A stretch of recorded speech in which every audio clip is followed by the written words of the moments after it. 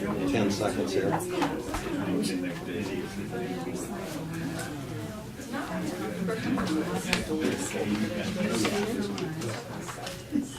So, good morning. We have quite a crowd here, but we've got some interesting things on our agenda today. And so I'll go ahead at this time and call the April 17th, 2014 meeting to order. If you'd please stand and join in the flag salute. I pledge allegiance to the flag of the United States of America and to the republic for which it stands, one nation, under God, indivisible, with liberty and justice for all.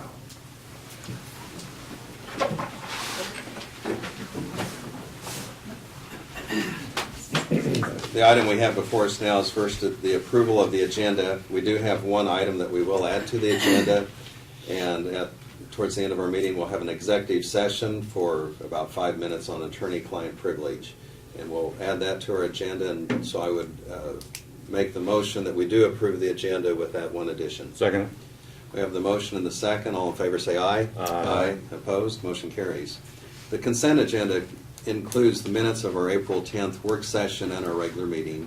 Also the wire payments of $3,373.34. So move. I'll second it. We have the motion and the second for the approval of the consent agenda. All in favor say aye. Aye. Opposed? Motion carries. At this time, we'll go to our commissioner comments and committee reports. And Craig, we'll go ahead and have you lead off.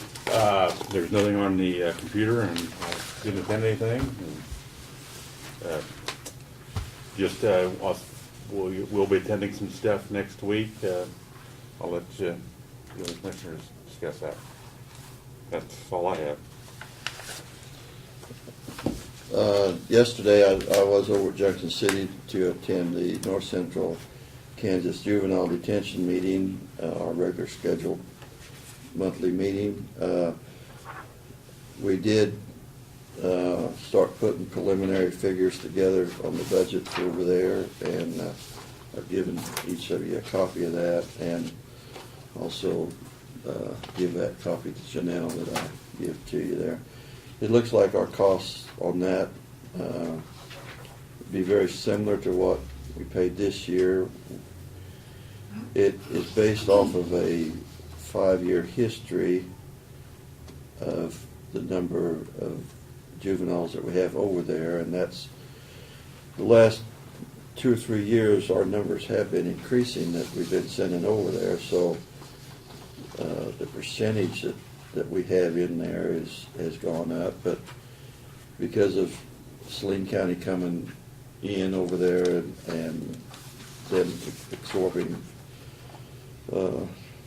whether Saline County will be absorbing 47% of the cost, it made it more efficient. So we actually our costs of, even though we've gone up in percentages, our cost has not gone up. So we are at 7.5% of the total. But anyway, you can look over the sheets, but it does show on this back sheet. It does show the numbers since 2004 that we've set over there, and or the numbers that we've been allotted, and so it does show them that we have been increasing in those numbers. Just let you report on all the. We have a lot of meetings coming up next week. So Well, we do, yeah. There's actually the National Greyhound Association is here, and the city is going to go ahead and host a luncheon that we will be in attendance with the NGA and the city commissioners. Also, we have a meeting coming up, and it's just a regional meeting as far as counties are concerned. And Doug, that might be something you're interested in attending. It's going to be over at Geary County at the CL Hoover Opera House. And we get together with some of the other county commissions and discuss ideas. One of the things at one of our meetings, we brought up the fact we were going to look at the aerial photography for Dickinson County. And when that discussion came up, there were a couple other counties that also needed to do the same thing, and so we were able to cooperate and get a little bit of a price break for our county as well as the other counties were.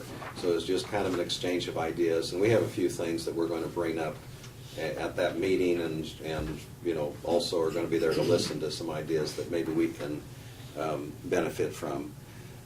I did attend last Friday over at Fort Riley. General Funk gave an update. They call it a 2020 vision for the year 2020, and where they expect Fort Riley, some of the things that are going to take place, and of course they're going to have a reduction of troops by 2016 of around 1,200 to 1,700, and so they spoke about the impact that that's going to have on the area. And also they're looking to continue community partnerships, and they want to, as they mentioned, they want to look and increase the capacity of surrounding areas as far as when some of the soldiers are ready to leave, that maybe they can stay in this area and work into the job market. And so that was something they were mentioning. And then it also was interesting, they have quite an expansion of their hospital over there. And they were mentioning how to improve their capacity. They have the capacity, but to improve the usage of that hospital, that they would be looking to reach into surrounding communities and maybe make some of that health care available and attract health care. So, that's, we want everybody to have good health care, but that's kind of a competitive field. And so that was the update that they did provide. I also have a Central Kansas Mental Health meeting that I'll be attending Monday, and Sheila Biggs, I believe, also will be attending on behalf of the county for that.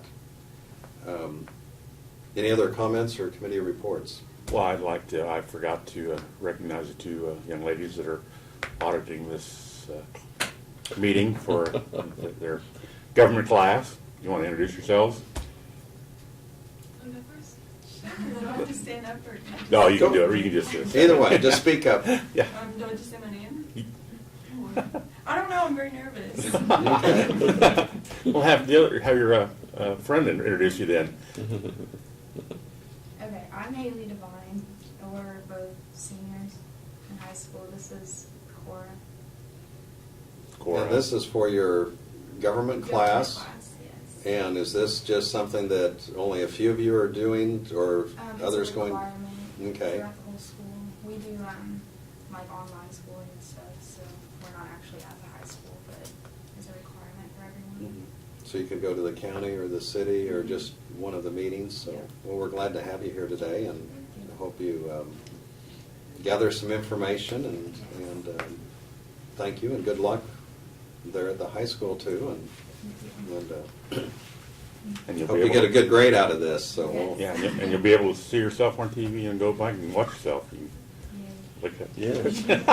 We do have a website Yeah. on our, that we are videoing our meetings, so you,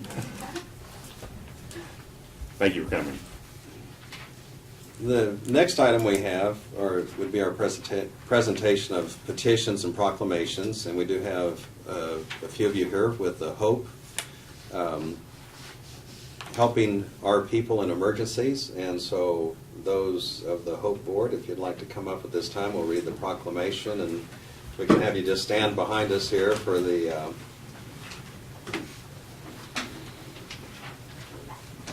actually, we could have you, even though you aren't part of the HOPE organization, why don't the two of you come up here, and that way you'll be in the picture and you'll have evidence that you were here beyond the. Would you want to come up on each side? We'd be glad to have you. And part.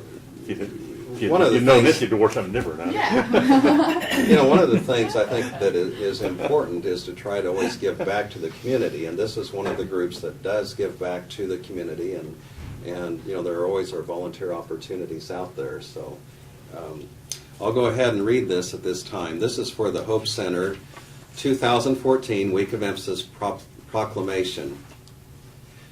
Whereas it is a long-held value in American life and a strong Kansas tradition to support one's neighbors in times of need. Whereas ongoing efforts to balance state and federal budgets and the resulting changes in programs to assist those in need continue to call for more involvement from the private sector to provide support and assistance to individuals and families whose circumstances may at times leave them without such basic needs of life as safe shelter, clothing, food, and medical care. Whereas the Hope Center was established in 1991 by persons from several organizations in our larger community to help our people in emergencies.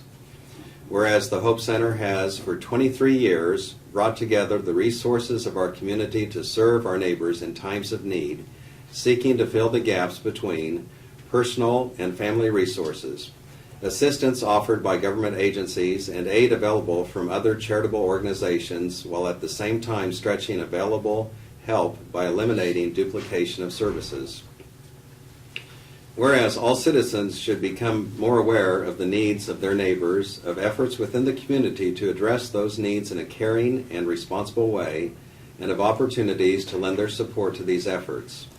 Now therefore, the Dickinson County Commissioners do hereby proclaim the week of April 27th to May 4th, 2014 as Hope Center Emphasis Week in Dickinson County, and recognize the work of the Hope Center and call all citizens, community agencies, religious organizations, and business to a greater recognition of the needs of their neighbors.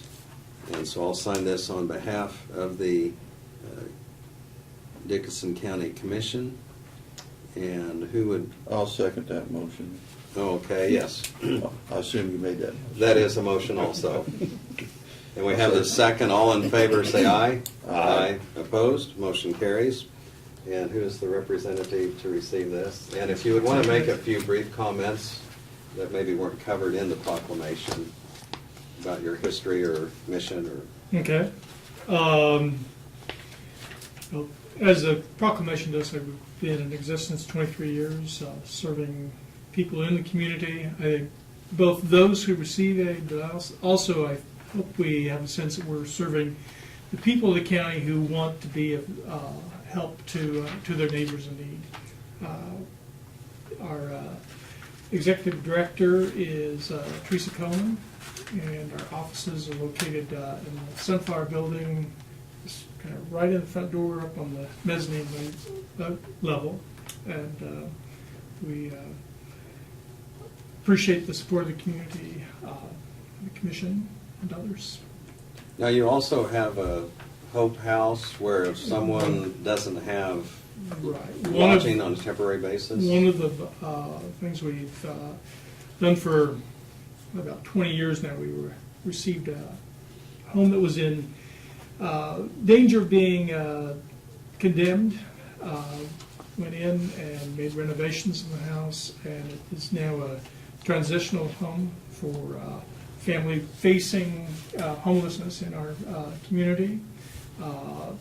Those who are placed in the house have generally up to 90 days to live in the house without rent or utility payments. In that time, our hope is that they will get old bills taken care of and get some money saved up to make first month rent and those kinds of things. And otherwise to make changes in their lives that will help them to cope in a good way. Well, thank you, and thank you for your Yes. work. Good to Thank see you you very again. much. Yeah. Thank you. Elvin, good to see you. Yes, Alvin. Yeah. We'll wave. Good to see you, Ellen. In their way.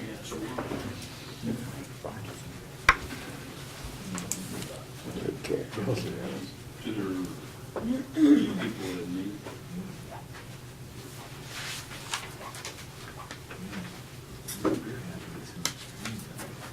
Okay, the next item we have, and we've got this scheduled just about right, it's for 11:15, and we're going to have a public hearing. And this public hearing is for the final performance for Detroit Sewer District Number 3. And let's see, I don't know, Doug, are you going to make comments on this, or are you just kind of here to listen if there are comments? But either you or Both. Brad, okay. if you want to go ahead and make your way up to the podium, and at 11:15, we will begin our public hearing. I will initially hand out some fine pieces of paper. I've been looking forward for this for a long Well, time, Doug. Good. The completion part? Completion part. Forms. Not just the public hearing, but the whole aspect. yeah. Yes. How long ago did this actually start, the beginning of it? Well, conversations back when, I forgot her name now, was the county sanitarian. So that was quite a long time. Now, there's 3 of those, if you want to share with the other commissioners. Seems like ever since I've been on the board, we've been dealing with this.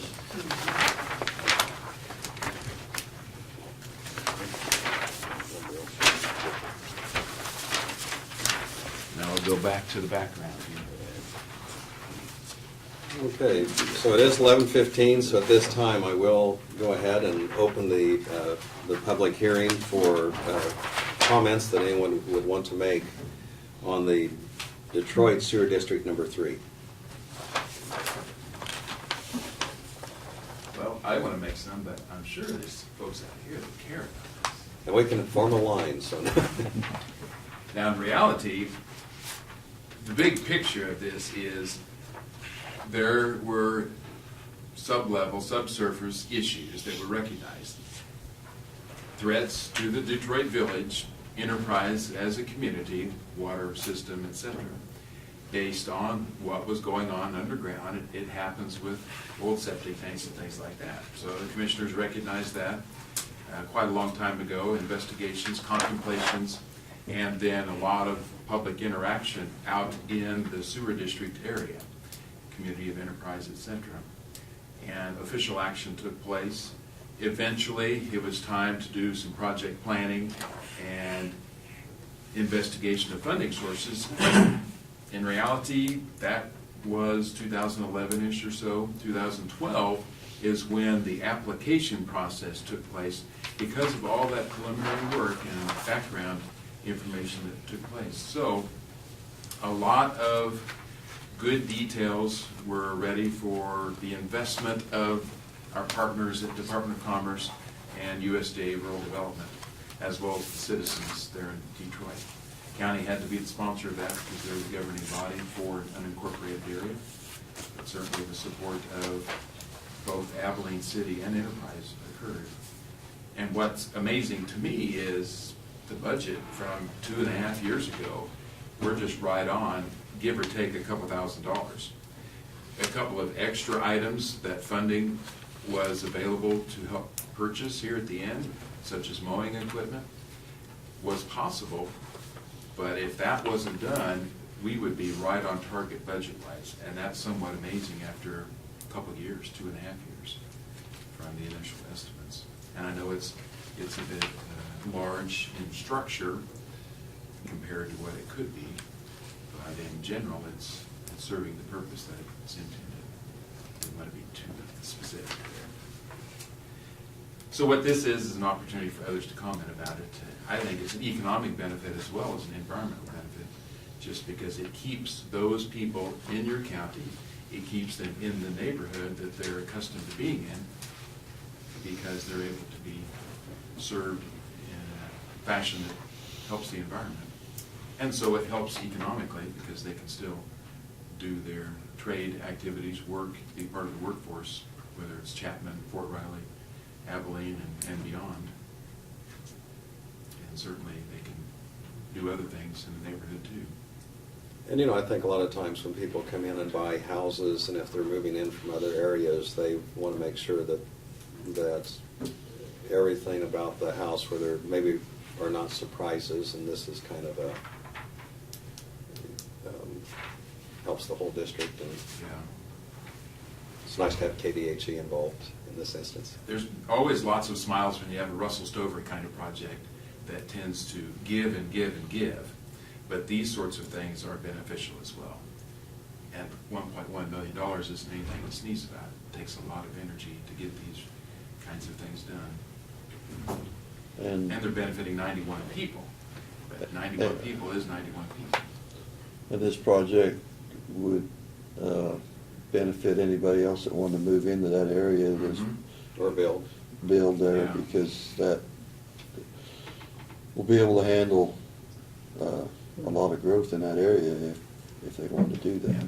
Just like Grant Township project, way back when, 14, 15 years ago, on the west side of that lane. Or say the Talmadge project a long time ago, which has very inexpensive rates because it was done when it was really needed. This one, the interest rates, the grant funds available, the best that's ever going to be possible. And it's done now, so it can go up, per se, with opportunity. Well, something I hadn't thought of, and you know, Tim mentioned it, I forgot about the Enterprise having their wells. Yeah. You know, you drive by there and you know, the city of Enterprise benefit from not having to worry now about the pollution that could come in their Yeah. water. Should be much safer now. Yeah. Are there any other comments or questions to be part of the public hearing? Anything from Navarre perspective? Yeah, gonna need one? Probably something we're gonna do at the war someday. Of course, they were on the opposite side way back when with the water system because of contamination in the ground. They went the water system route. So at least they're drinking. Is Detroit on a water system? That was talked about in the very beginning stages, but the people that were there decided that they wanted to keep their own wells and just go the sewer route. Yeah. Kind of like which comes first, which can you do first? Well, at least they're protecting their own water too. Mhm. Right. Yeah.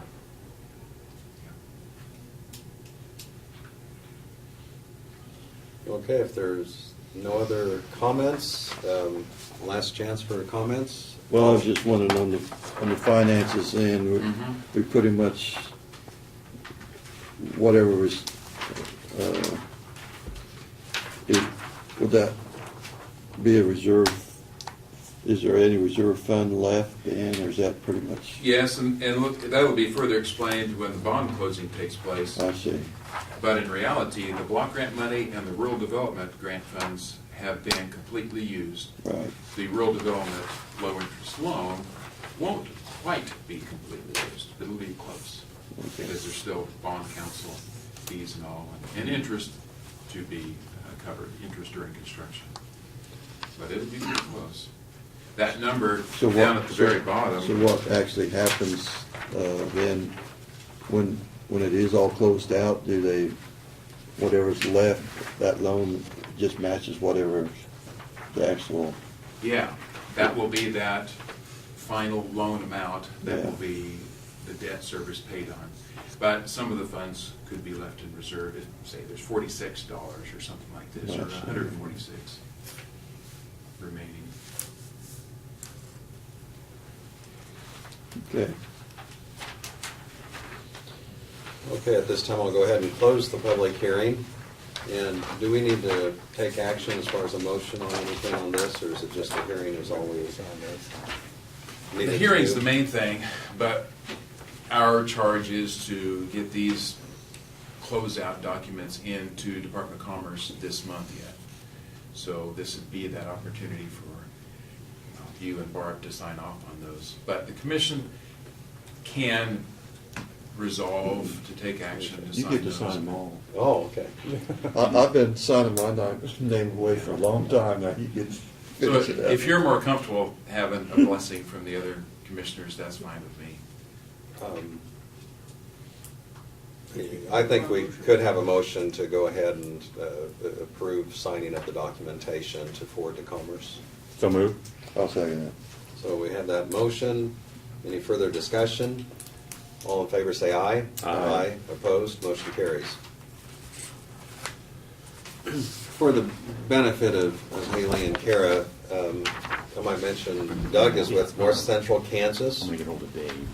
and he is involved with coming around and helping counties and cities and communities within those counties with projects like this. And it sometimes involves housing or, I know he's in the middle of the conversation. How many counties does North Central Kansas cover? For Doug? How many counties do you cover? Region, 18 counties is. Well, the primary economic development district of North Central is 12 counties. Okay. But there's other things we do. Our board member, he can just tell you all about it. But there's other things we do beyond that. The rural business development tax credit region extends down in the Flint Hills zone Okay. further.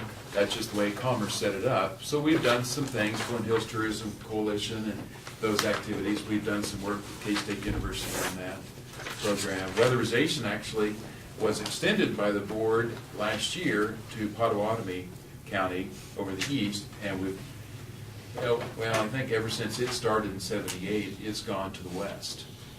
Because the region out there is sparse enough population-wise, it just wasn't effective for that region to do it. And Homeland Security were fiscal managers for various zones. The North Central region actually goes just a hair west, as Brad knows, from Osborne and Smith County included. And then the northeast, northwest, south central. But several times a year, Doug will come into our county meeting, or sometimes he'll attend some of the city meetings and assist them with special projects and how to access some of the funding mechanisms that are available through the state. And Craig is our representative board member for the county that serves, how many board members? 16. 16. There's 51% have to be elected officials. Yes. Saline County, I don't know the history of it for sure, but they've gotten back into the North Central Regional. Doug, how long were they out? Well, they weren't out. They had Well, just yeah, talked about it. yeah, okay. Oh, For about 3 or 4 months. oh, really? I thought they dropped out for a little while. Well, it was that talk for 3 or 4 months, and Okay. I spent a lot of time in their midst. And others did. Janelle from here Yeah. went over back when she was actually the executive board member. She went over a time or two. That's good to have those interactions. And it was things that we needed to have, because even though you're highly engaged, twice a year may not be enough for me to make the rounds or others Mhm. from our staff, as far as a minimal level of interaction. There's other projects, as you know, going on. And I'm sure you both know Janelle goes with me. I think Doug really appreciates, because that way when he calls here, somebody that knows what's going on, and would appreciate Janelle. Yeah. And I'd like to have the elected official perspective. They are responsible to their board and to their constituents, but it's nice to have some of the other, or even a proxy if elected officials Right. can't make it, some of the other perspectives from an economic development kind, or a budget finance director, or in another case, we have a city representative too from Ellsworth. And you get a little taste of what they're thinking of and what they're concerned about. But it also, just like with the mortgage registration issue, it gives that perspective back to the cities on how things are impacting legislative activities. And certainly they're involved with other aspects that we get involved with, but a lot of the economic endeavors, everybody's part of that. They definitely have, I'd say, fairly active, fairly strong board right now. I believe there'll be 15 out of 16 there next week, plus Janelle. So that's positive. And the biggest thing is too with the board there is we do have some, on the mortgage registration fee, we weren't all in agreement on it. Yeah. I think Barb has these ready for you, but also, you're probably aware we do have a letter in regards to the Navarre project, and we're going Yes, to cover well, that in a little bit. I was so- going to ask, yeah, if you're gonna, I'll just sit back out there by Ryan, so. No, I haven't signed So I'm gonna it. leave. Just sign under Brad. Yeah. Get that, we just Brad. Yeah, I know. Yes, it seems like we just get one project done and we're I'm- into another I'm one. afraid that's the way it goes in Dickinson County at least at times. Lincoln County too. I would almost say that about half the counties. There's so much engagement and opportunities, the counties recognize that, but there's really the needs, and we just help be there to provide solutions, or at least seek those solutions out.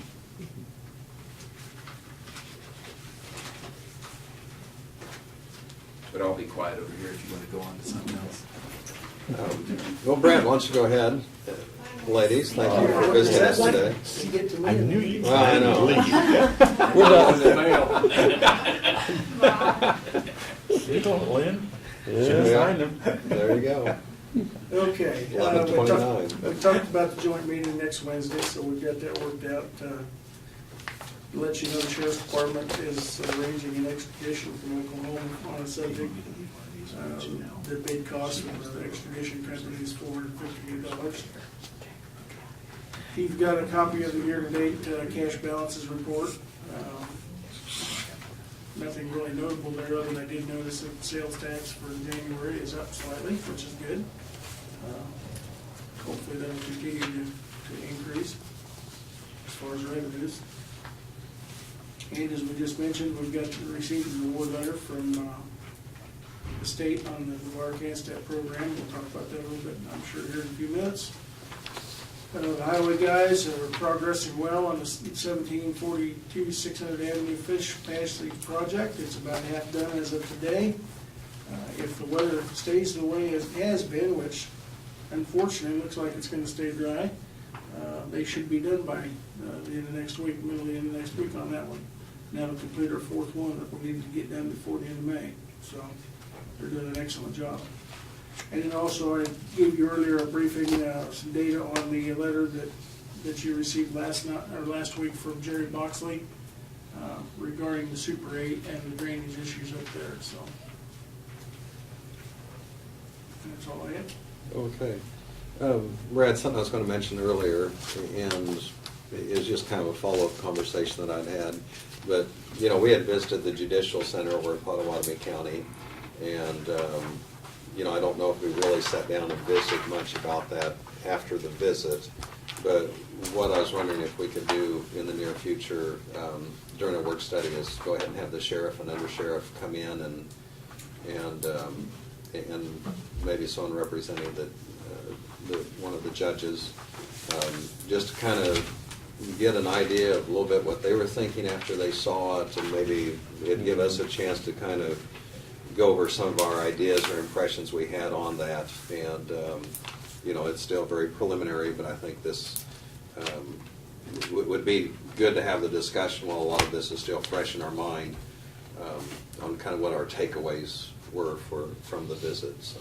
I think it'd be a good idea. I did get received a phone call from Judge Sexton last week because he heard that we'd gone up there, and I kind of briefed him a little bit on what my observations were, what we'd done, and the purpose, and I emailed him the pictures that I'd taken, and he called me back and wanted to express his appreciation for the county commission doing that and working on this project, and I think he'd be more than willing to come down for a work session to hear our comments on that. So. And if the work session doesn't work out, maybe we could just have a lunch or something like that. Of course, we could notify the press, or just figure out a little bit of a meeting time, because I think that'd be good to do that while it's, like I said. Set it up. Okay. We'll go ahead and move on to notices and communications, and we did have a few mailings here. One of the things that I'll mention, or just cover here first, this was mailed to us from Governor Sam Brownback, and this is to the Dickson County Commission, and the governor has said, "I am pleased to award the Dickinson County a CanStep Community Development Block Grant," so the CDBG. It's for $299,998. This grant will be used to renovate an old school building into a community center. The county is to be congratulated for the efforts put forth to find a way to make this project work through volunteer effort. The Department of Commerce will be contacting you concerning appropriate contractual agreements. And I know we have people here in the audience that have been involved with that, so if you'd want to make any comment or Well, Give us an we came up update. for our 2,500 for our share, and I just want to know who I need to give it to. Oh, well. This is on the architect's invoice and cost estimating. Yeah. Jeannie will care about that. And the 2,500 you came up with was from, Fundraisers, pancake feeds, soup suppers and stuff okay, for our share, so it's from the seniors in the Navarre Lions Club together, so. and you know, I mean, there is so much that can be done through volunteer efforts and to be able to partner with the state on this, and I know there's been a lot of deliberate work going into this and having the vision for this. You know, the real key was the community of Navarre saying, you know, we want to preserve a building and we want to have make this work, and volunteer efforts make a big difference. And once again, Doug, thank you for your work too. I don't know if you have any comments that you want to answer this, please. I would essentially say you're welcome, and it's a team effort all the way around, whether it's the support of the governing body, the Navarre folks rolling up their sleeves already, but also willing to step up and say long-term, because it'll be a couple-year process to have their sleeves rolled up and pitch in and work together. And there'll be some others besides the county that will be involved. Who knows, might be able to get somebody from Detroit or Navarre, I mean, not Navarre, but Woodbine to the east, places like that, because of Russ.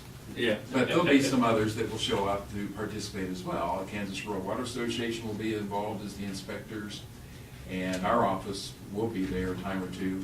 It'll largely be Mandy Fincham from our office, who you have met, and she'll be the one that'll be managing this endeavor. She's getting trained enough and skilled enough at this sort of thing.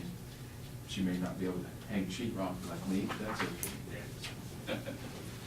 And you know, when you consider that building, with just sitting there idle, what was going to happen to the building in the next decade, you know, I applaud your efforts to step forward and the We get it. community to, you know. We got a big 4-H club there still. Yeah, They meet there. and it says a lot about the community, But- you know, it's just very positive.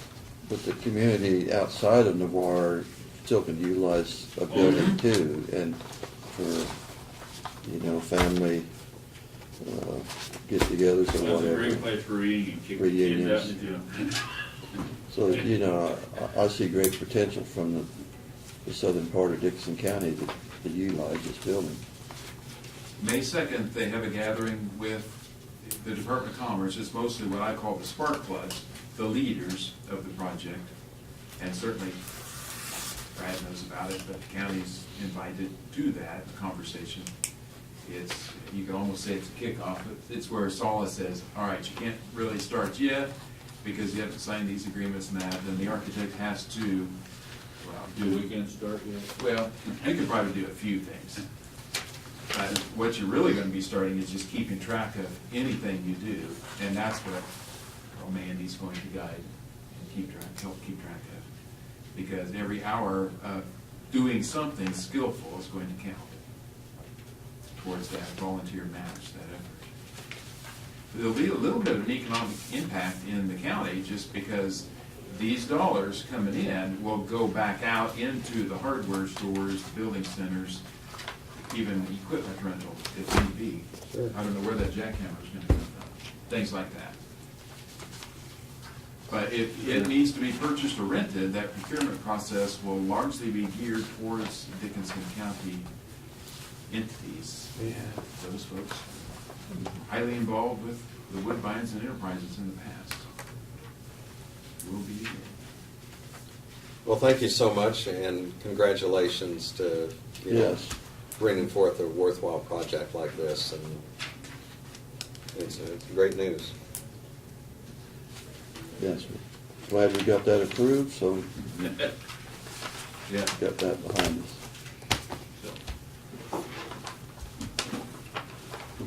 Okay. I also received just a couple of publications and a commercial carrier on their line of trucks, and also the Kansas Prosecutor. And then we also had a report from the clerk of the district court of Abilene, Kansas, and it's just their monthly report, so that's for us to view. we'll go ahead and move on. We have to review and consider a resolution to adopt the Dixon County Road Sign Assessment Policy. And Brad, would you want to comment on that briefly, please? Yes, as you may recall, at the Highway Department, or North Central Highway meeting we went to, it was mentioned that we are required by law to adopt a policy on updating and maintaining our road signs. And this is that resolution that adopts a policy that we will do that. Okay. I'll go ahead and move that we do adopt that policy. The resolution number is 041714. Second. We have the motion and the second to adopt that resolution establishing the traffic sign assessment system and policy for Dixon County. Any further discussion? All in favor say aye. Aye. Aye. Opposed? Motion carries. Under unfinished business, we have visited at our last meeting and had discussions about trying to resolve a situation on rural mail delivery in Dixon County. And we'd had some concerns that had been raised about that. And so Brad has some letters prepared. Would you please make some comments though on that, Brad, on specifically what this involves? This is an issue that initially started about 4 or 5 years ago, where for unknown reasons to us, the Postal Service, specifically out of Harrington, that delivers her out to the Hope area, made the determination that they were no longer going to deliver mail to the farms and homes of about 17 people in the Hope area. At that point, they informed those people that they would need to pick up their mail in Hope if they wanted to get U.S. mail. And since that time, they've had to do that. There's been a lot of letters written, a lot of phone calls made by not only those people, but by us over the years. And we thought maybe last week we might have had some resolution in sight, but it kind of fell through on Friday when the Postal Service then refused to meet with us and discuss it. So at this point, we have 3 letters prepared, one to Senator Jerry Moran, one to Pat Roberts, and one to Tim Hillskamp, asking for their intervention and support on this matter. Seeing really no other way to go forward. So. And several years ago, mail delivery was provided to these houses, and from what I understand in your comments, if FedEx needs to make a delivery, if other people need to use that road to drive by these houses, that the roads are passable and usable and functional, and so there kind of seems to be a disconnect and kind of a discrepancy that it's not a matter that they're roads that aren't maintained, they're roads that can be utilized safely by the general public, and so we would like to request that the Postal Service reconsider their policy. I think this is really a critical issue because, our comprehensive plan, our county comprehensive plan specifies that one of our goals is to try and attract and maintain our younger generation, to staying in Dickinson County and raising their families and working and being productive members of society and promote our county. And when you have events like this to where you've got a segment of the county where you can't even receive mail, it certainly doesn't go to help promote the real life and real way of life. And as you said, the post office or the private carriers, FedEx, UPS, the school buses, they all deliver to these, pick up kids and stuff at these homes. These aren't on dirt roads by any means. They're on roads that are maintained the same as they have been for the last 100 years. And so we contend that they can deliver mail if they so choose to do so, and that's what we would like to see them do. Our county's always, any houses have gravel to them. We've always made that a policy that these are all weathered roads that people can get in and out any times. And so it makes no sense to me why these people were singled out and denied mail service. I specifically know of one lady that's 75 years old, travels to and from her house daily with no problem. I know of an 87-year-old man that is affected by this, that is required to go to and from Hope to get his mail daily. He can travel to and from his home, so I would assume maybe the Postal Service could employ someone that could travel those roads as well, so. Well, I hope these letters help, and I think sending them to Senator Moran and Senator Roberts and Yeah. Representative Huelskamp, Well, we've Maybe exhausted, I've been dealing with this for 3 years or 4 years or whatever, and we've exhausted every other way of working with the Postal Service on this, so this is, need a motion to approve sending these letters. So moved. Second? okay, we have the motion and the second to send these letters on behalf of these rural citizens. And we have the second. All those in favor say aye. Aye. Aye. Opposed? Motion carries. At this time, there is no other business other than that of an executive session. And I would so move that at 11:46, we go into executive session for 5 minutes. This is attorney-client privilege and would include the commission, our county administrator, Brad, and our county attorney, Doug Thompson. Second?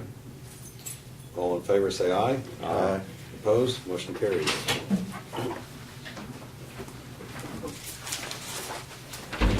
Well, Greg, you got a full load this morning. Seemed like I you had a do. lot. We got a lot of things on. Okay, can you go ahead and send the tax thing, and do you have the letter from Navarre? I need to get with the state, because I never got that either, so. I'll send it all to you shortly. Each one. Just send the whole Just packet. sign it. It'll all be one PDF, so. You anticipate any action?